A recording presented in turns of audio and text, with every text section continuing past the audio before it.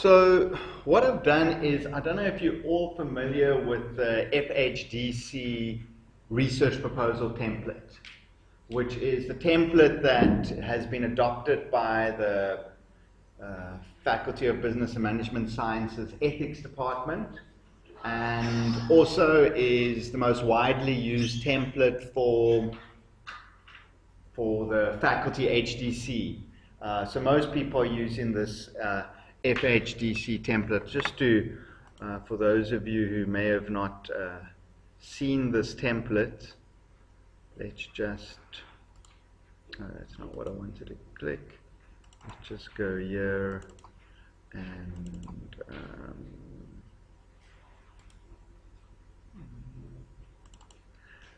so this template, if you're all familiar with it, with your names and your proposal and then your introduction and problem statement. Okay, you're familiar with this template, you've all received it. So it gives you some information on all of these elements. You know, a bit of information, the population, data collection, ethical considerations, outline, limitations, references, summary, right? But I felt it wasn't enough. It really just gives you a little skeleton. And also the order, there was one or two things that were just a little bit, you know, in the middle of nowhere. So I just moved one thing, and some of the titles could be called other things, like these delimitations are in the middle of the methodology. So, you know, I just moved it to the end of the methodology. It made more sense. So what I've done is I've really tried to unpack this so that for those people that do not come from a research background, to try and make it even easier for them. So I've expanded on all of these headings and looked at a lot of other sources and drawn on my past experience to try and unpack it more, and just to try and make it easier for students. So that is what I'm going to do. I'm going to unpack this with an illustrative example, so that just to give you an idea, and some of you may have done a full proposal, but it may just help those of you in one or two little areas, then that's great. So yes. So I'm not too sure if you explained this since I came later. Yeah. But I know I have difficulties with the topic. I'm going to cover that. Oh, okay. That is going to be covered here. So that's the start, and that's actually like a session on its own. So I'll do that, and then I thought, well, if I'm doing that, I may as well just then continue and finish the process. So yeah, I'm going to cover the topic. It's a couple of slides worth, so yes. So those are just my details, but I am recording this. So just firstly, the purpose of a research proposal. Okay? So it shows that it's a viable and researchable problem relevant to the discipline of studies. So there are a lot of areas that people want to study, but it's not necessarily researchable for a number of reasons. For example, you may not be able to gain access to the people that you need to speak to. You know, you may want to conduct research amongst all presidents in the world, you know, about some or other topic. Are you going to be able to gain access to even one of those presidents? No. You know, so you may have a viable research problem, but can you gain access is often a big stumbling block. Or do you have the resources? So are you able to fly all around South Africa or Africa to do the research? So those are things you need to consider. It's also an acceptable plan of action, so it tells you how you're going to do the research. Also shows that you've done the necessary preparation to establish the rationale or the reason for the research, and also it should show that there's a feasible chance that you can complete this research. So that's really the purpose. The research proposal framework, sorry, there's just a bit of theory to set the context. So you need to select and research an appropriate topic, which I will speak about very shortly. It shows that you have an understanding of the theoretical practical problem. You're able to select and implement the apt or best methodology to do that. That's another important aspect, and we'll speak about methodology.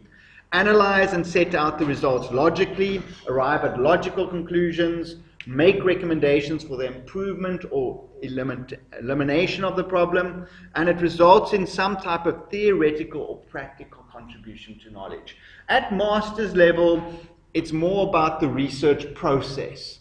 So it may produce some knowledge. At doctorate level, it is about producing new theories and new models and making a contribution to knowledge. Okay, so on the research topic, and this is what you are asking about, the very first thing you need to do is read, read, read, and then read some more.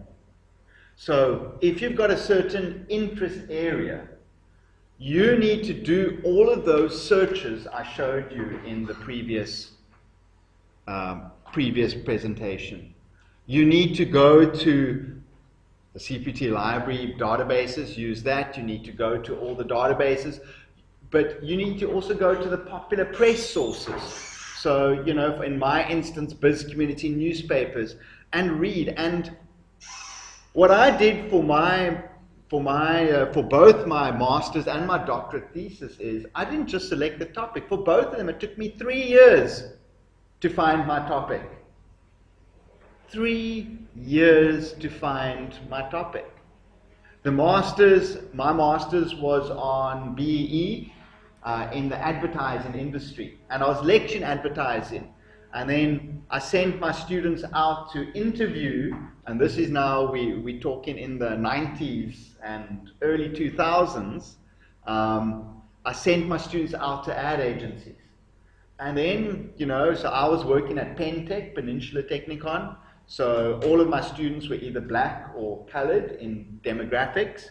And they go to all these agencies, and all these agencies were white, white, white. And I thought, that is interesting, you know. And these agencies were very happy to entertain me because they were busy trying to transform. And yeah, I'm sending them young, budding talent, you know.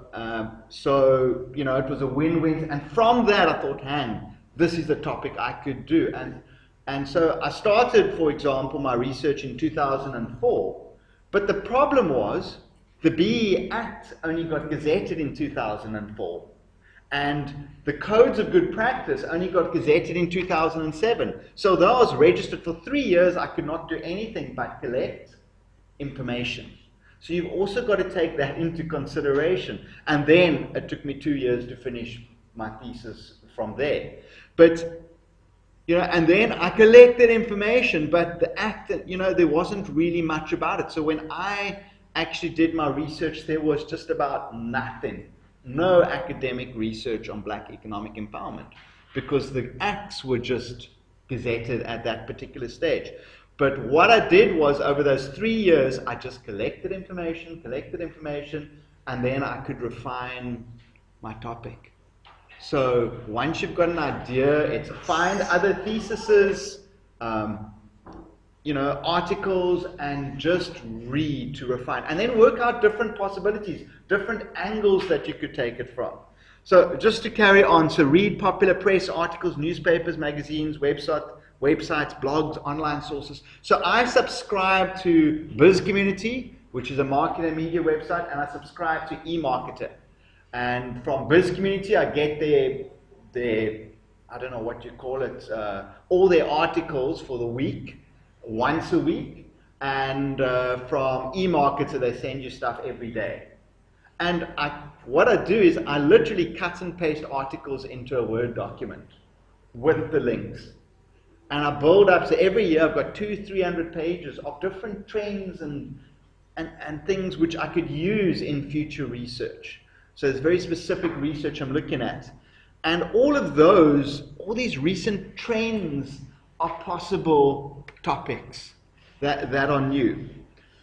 Read academic work, master thesis, doctorate, thesis journals, articles, textbooks. Refer to SARBinet's current and completed research, because that's showing you what's done. And yeah, if it's showing you what's done, most of that research, I just want to go here, most of that research has a section called limitations and future research.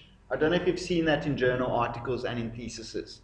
Usually in the introduction or background to research, they will say the following gaps in research were identified.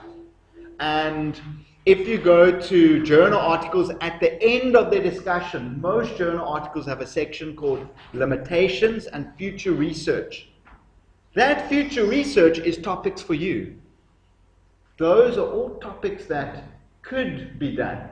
So that is another good place to find it. So academic work, they show you where they want more research done.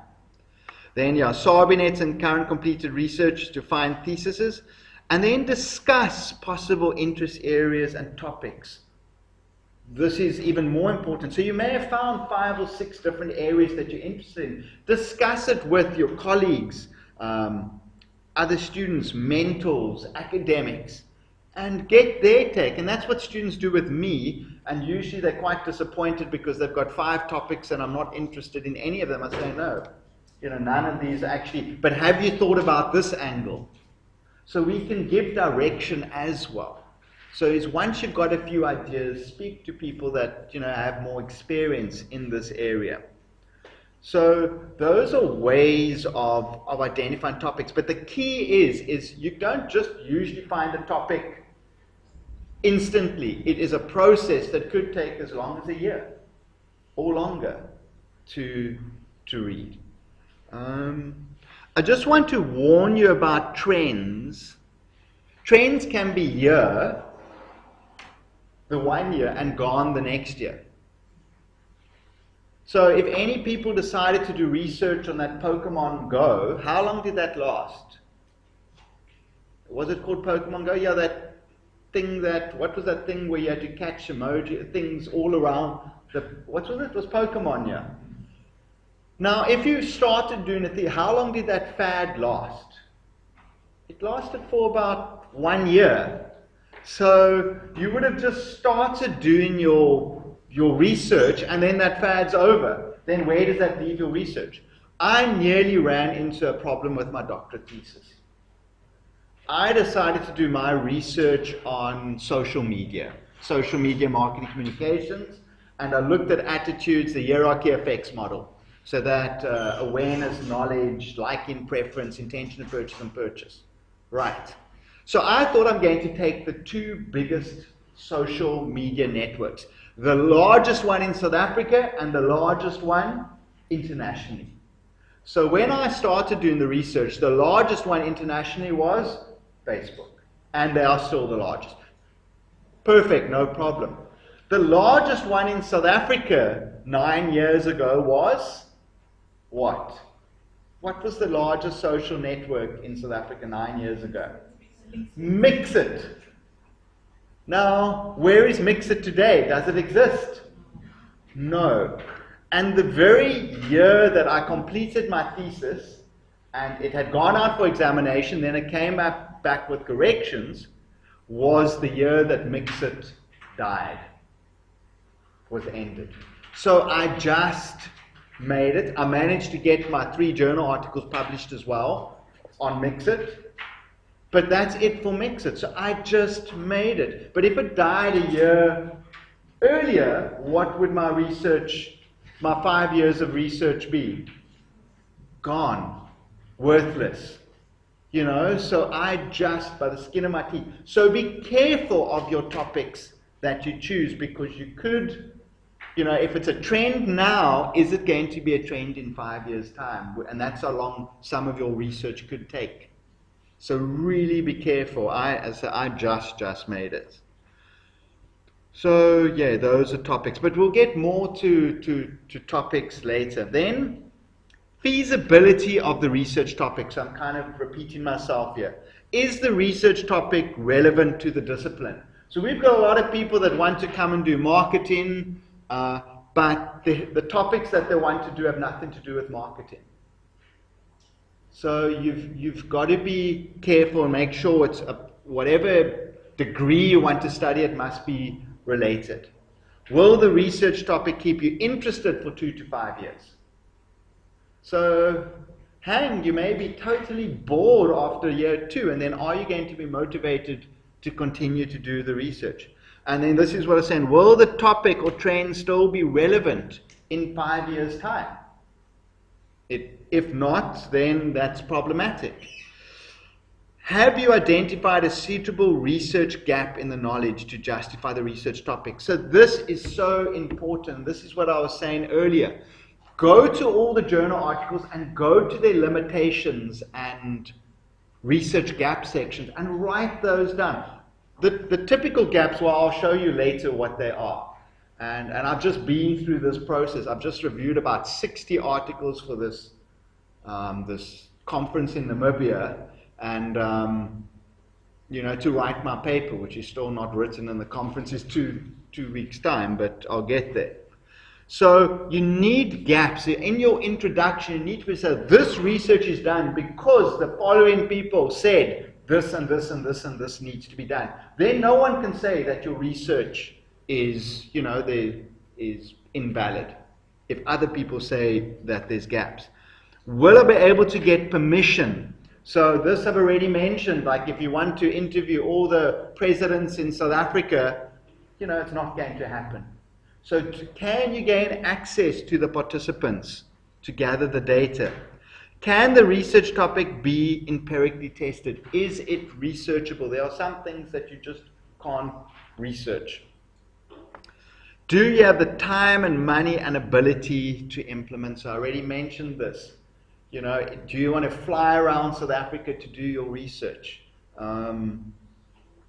It may make it more valuable and more be able to generalize your research, but sometimes a convenient sample at CPUT will serve the same purpose. It may not be as generalized, but it serves the same purpose. Does the research have practical and theoretical implications? Can I make recommendations or contribution to the knowledge at the end of the research, or do we know the answer already? Most research, you actually do know the answer already, but it needs to be empirically tested. So, the question is, is it significant or what? So what? Who cares if this research is done?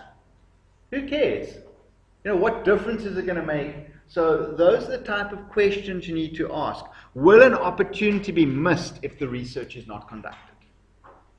Or is it so what? So in your topic, you need to answer all of these key questions to see if it's really justified. And these are the type of questions that when students come to me with their topics that I'm kind of mentally going through, and guide them accordingly to the feasibility and of the research topic. Are there any questions on this? I will kind of touch on this again when I get to certain sections. Okay, I think it's fairly straightforward.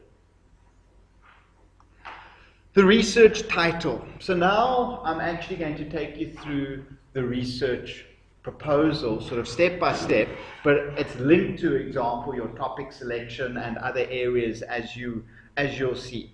So in your title, the following aspects you should consider. E.g., you should usually include, is there some theoretical model that you are testing or including? Because all research should be based on some type of theoretical model. You can't just make it up yourself. So you need to be taking some model, and you could be adapting it completely, or you could be following that exact model to do your research, but you need to include. So e.g., if this student of mine is looking at customer satisfaction and the model that he's basing his research on is the technology acceptance model. Then your broad theme of so in his case, it's mobile. The specific topic that he was looking at is mobile shopping apps. The industry he is looking at is education institutions and universities, because that's where he intended to gather his data from. Although they can't be generalized, it's good enough for a master thesis. The target group is millennials or Generation Y, as I've already explained earlier what they were. And in his case, he would be looking at students who represent that particular group.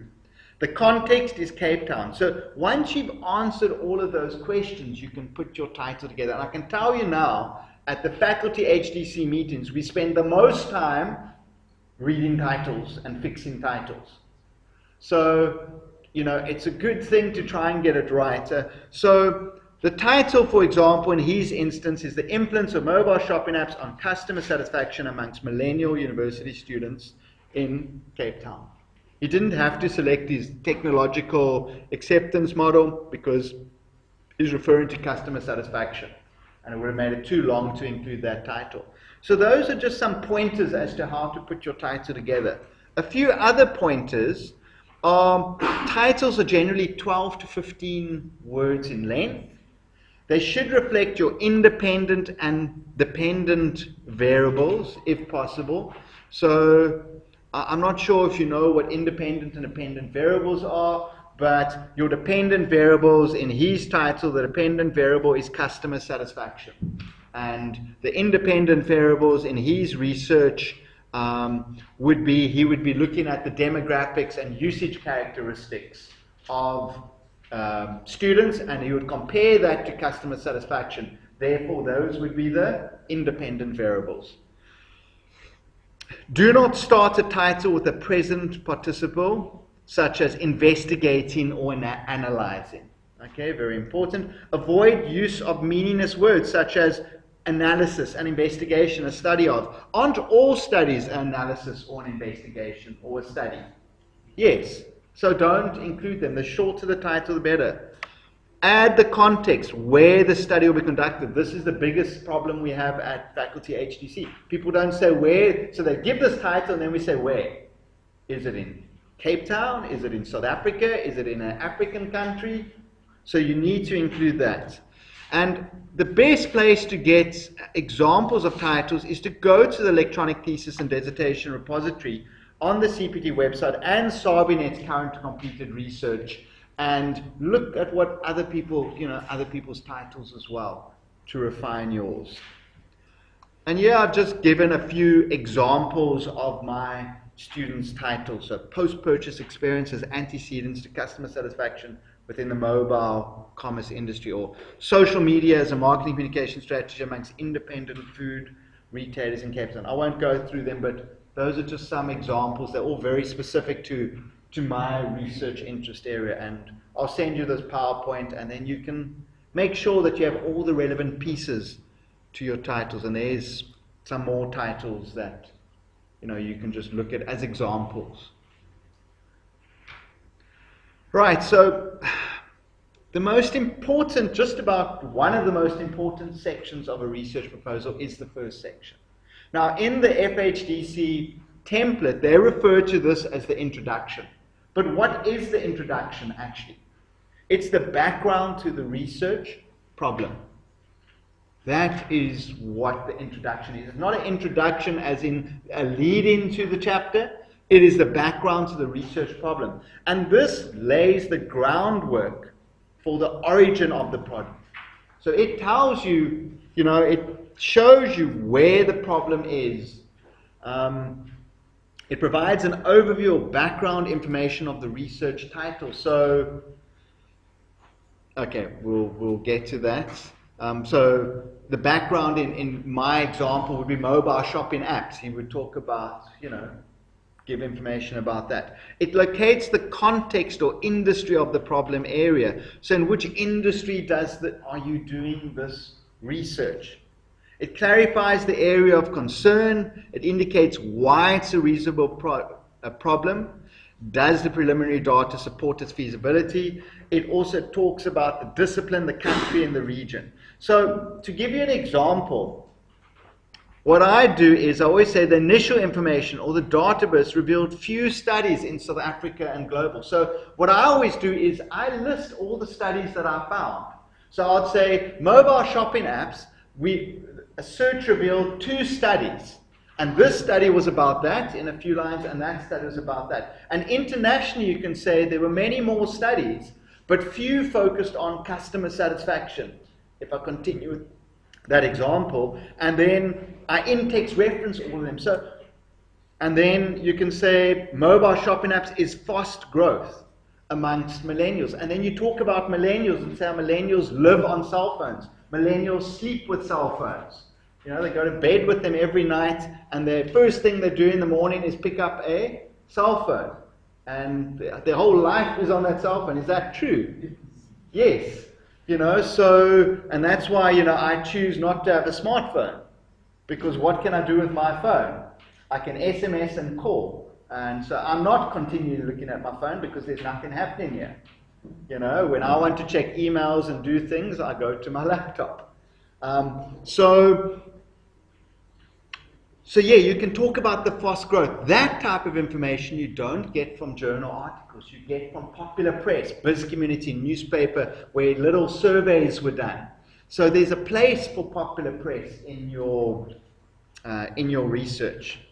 And then you can say mobile shopping apps is increasing among certain consumer groups like millennials, and you could discuss millennials. Now, okay, good. I'm getting to exactly what I want, the research gaps. So I'm dedicated a whole slide to research gaps, and this is fundamental to your research. And if I look at a proposal and people do not show me research gaps, I can stop reading it. In other words, your research is not justified. You need to justify, and this relates directly to your topic. Have others studied in this area, and have they identified gaps? Okay? So find journal articles and theses that say more research is necessary in your research area.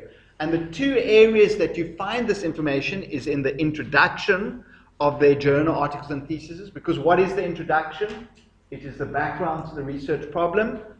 And go to the limitations and future research direction sections. If they don't have that section specifically, it's at the end of their discussion. They say, and the following limitations. So all reputable journal articles will have limitations. And those limitations show you exactly what your research, why your research is necessary. Research gaps, and these are the gaps they'll look at. So most journal articles are done in research is done in one country. So most of them give you, they say additional research should be conducted in different countries.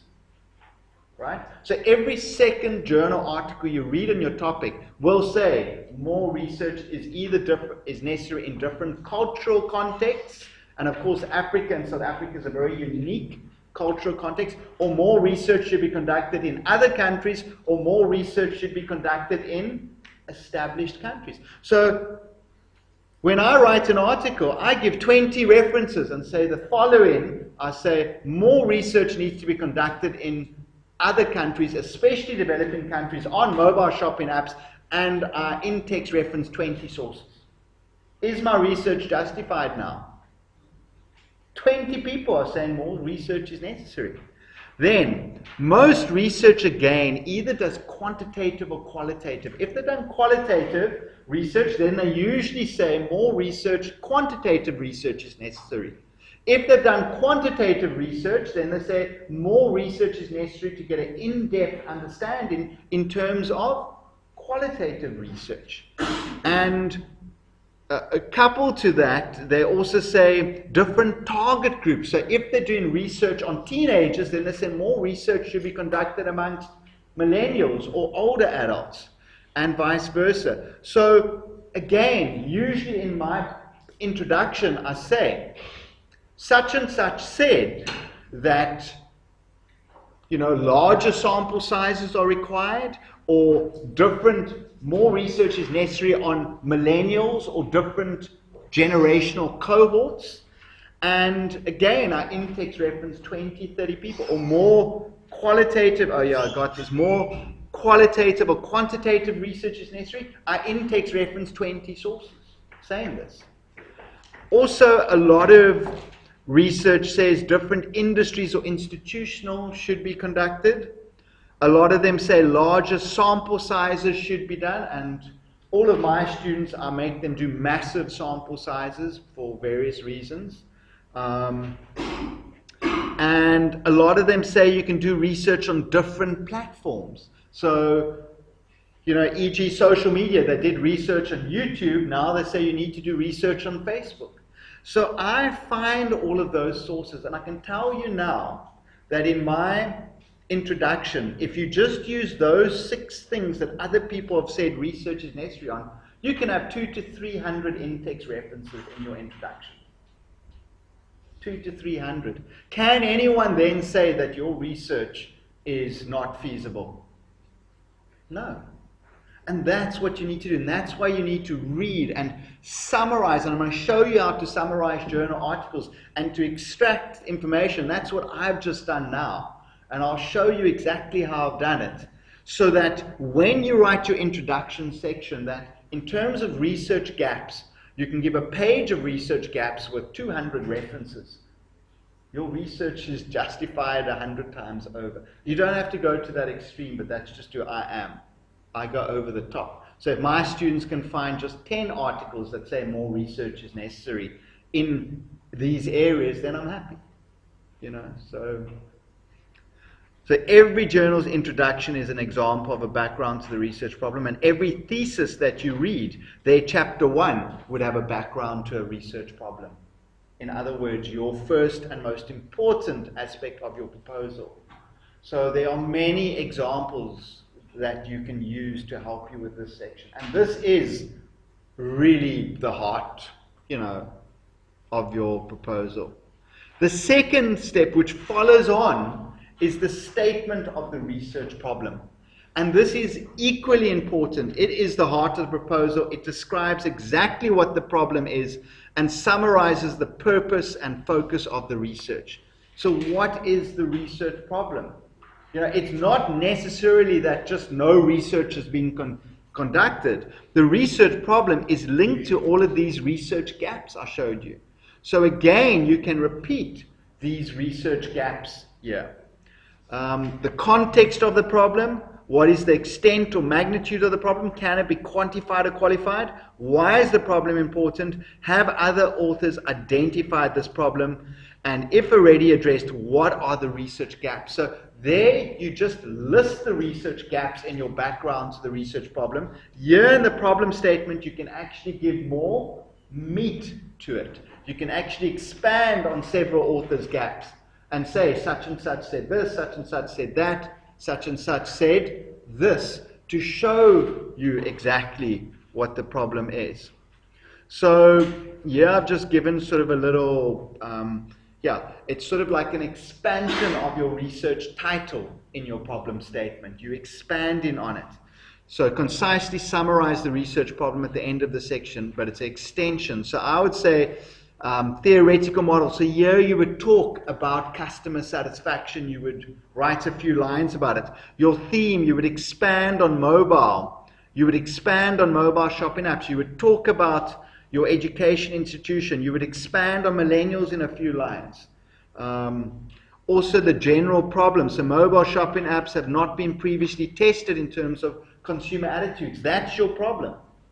It hasn't been tested. And the specific problem is it should be satisfaction, or customers satisfied and relevant to millennial students in Cape Town due to mobile shopping apps.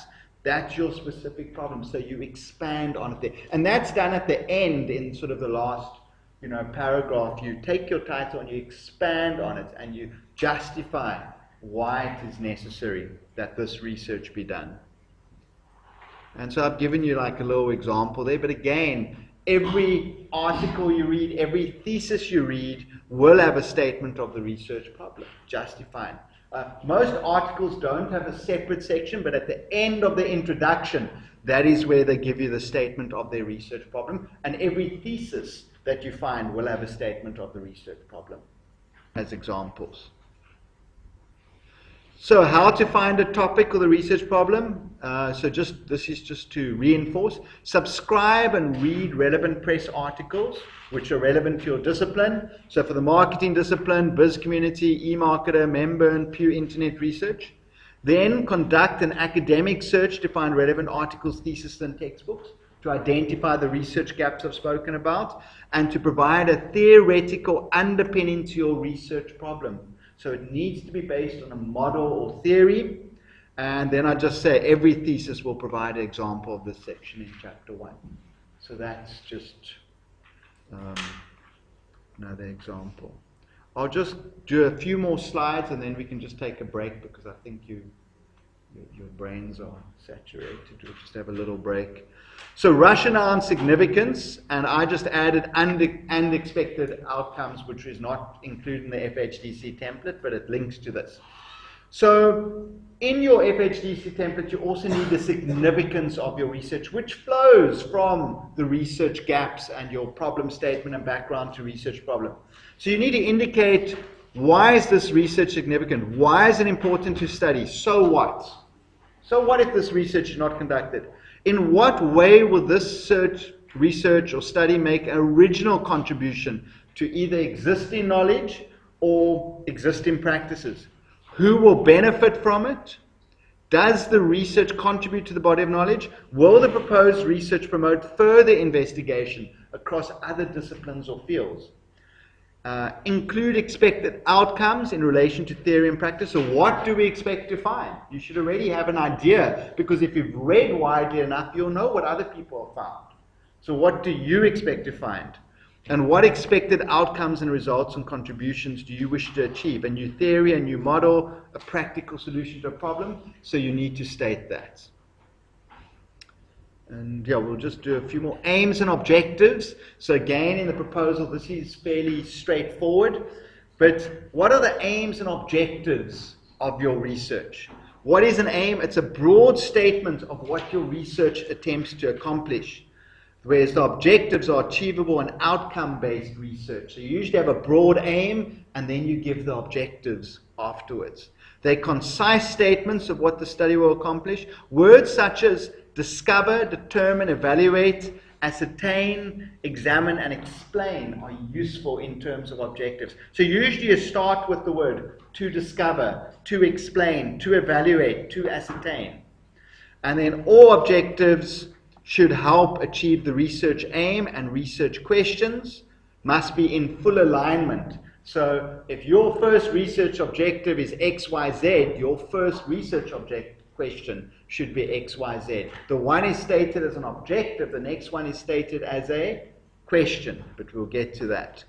And the objectives can be divided into primary and secondary objectives. So your primary objective is really your research aim, and the secondary objectives are the research objectives.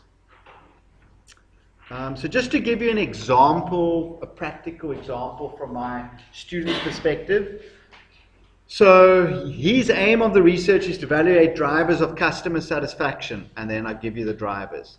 Then the primary research objective is to ascertain the perceived attitudinal influence of mobile shopping apps amongst millennial university students in Cape Town. The secondary objectives are to examine their customer satisfaction perceptions. That's the first, secondary. The second secondary is to establish if usage factors have an influence on customer satisfaction. And the third one is to consider if demographic factors have an influence. So you can see aim, objective, and then 3 secondary. You do not have to. If you've got a research aim, you do not necessarily have to have a primary and secondary objective, because the research aim really serves as the primary research objective. So you can just have like 4 objectives without primary or secondary. It's just personal interest. And then just to flow on, so directly from the objectives, the research questions emanate from the research problem. So each research objective is aligned to each research question is aligned to each research objective. They must be aligned, and this is the first thing I look at as well. So the research questions can also be divided into primary and secondary, and it's essentially a reformulation of the research problem, these research questions. And the primary research objective is linked to the research problem. The secondary research question is linked to the secondary is linked to the primary research question, yet each secondary research question should be research on its own. So here's an example. What are millennials' attitudes towards mobile shopping apps? Let's just go back to the research. To ascertain the perceived attitude or influences of mobile shopping apps in Cape Town, and this is, what are universities' attitudes towards mobile shopping apps? So they're the same. They must be aligned. This one is, what are millennials' customer satisfaction perceptions regarding mobile shopping apps? And this is to examine students' customer satisfaction perceptions. You see, they're the same. This objective looks at usage factors, and this one demographic factors, and this one looks at usage factors and demographic factors. Are you with me? So it's a mirror image. Whatever your primary research question is, must be the same as your primary objective, except one is stated as an objective and the other stated as a question. And the same is applicable to the secondary objective. So there's alignment. Hypothesis, you generally don't have research questions if you've got a hypothesis. You usually either have research questions or hypothesis. Generally not both, but in some instances it is possible. So depending on the nature, you may have an hypothesis. They're really generally relevant to quantitative studies, and it predicts a relationship between variables. Most students at master's level generally have research questions, but some do have hypothesis because there's very strong statistical techniques you need to prove an hypothesis. So, yeah. They need to be clear and testable. Generally, one doesn't have both research questions and hypothesis. So here's an example from this example, and my student actually does have hypothesis. So, perceived usefulness has a positive impact on customer satisfaction due to mobile shopping apps. And then the same, perceived trust has a favorable influence. So you're trying to determine the relationship between two variables. And there's very heavy statistics that are involved in this, but so you can have either or. All of my thesis, my doctorate and master's, I didn't have hypothesis, I just had research questions. But if you are able to, then you either prove or you disprove your hypothesis, so it actually makes it a bit easier if you are able to have an hypothesis. So those are just a few examples. And then, this will be the last slide, and then we can have a break. And then the rest of will probably be a half an hour. So the research proposal alignment. It is very important that there's full alignment between the research title, the introduction and background to problem, the research problem statement, the research objectives, and the research questions. And then I gave you an example. So these must align. And that is the first thing that I'm looking for, that there's alignment between all these elements. Because sometimes people have one title, but then the research questions have nothing to do with the title. So there must be alignment. And I will just stop recording.